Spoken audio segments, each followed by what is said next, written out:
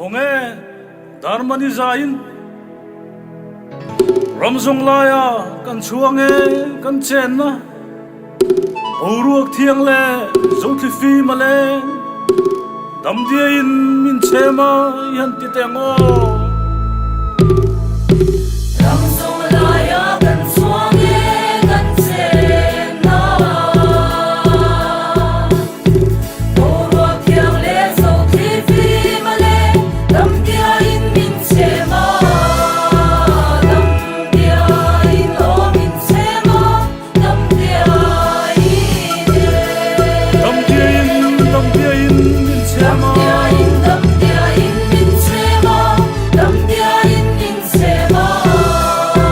Dam dia in o min chema Dam dia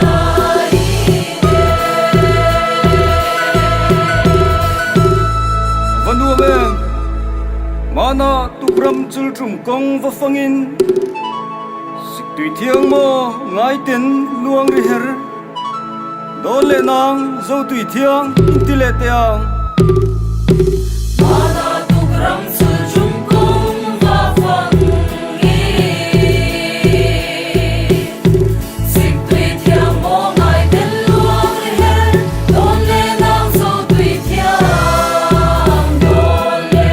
nang e so tui thiang Sik tui thiang e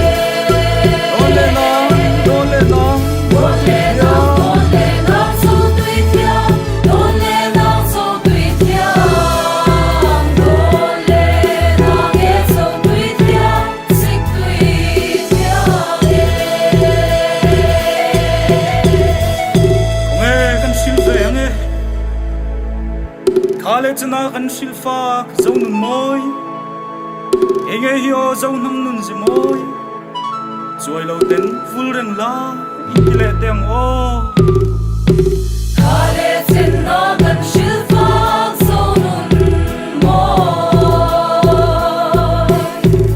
Enge hi o so nam nun zi moi Choi lo ten ful reng la Choi lo ten o ful reng la Choi lo ten e Choi lo ten ful reng la Choi lo ten ful reng la Choi lo ten ful reng la Choi lo ten o ful reng la Choi lo ten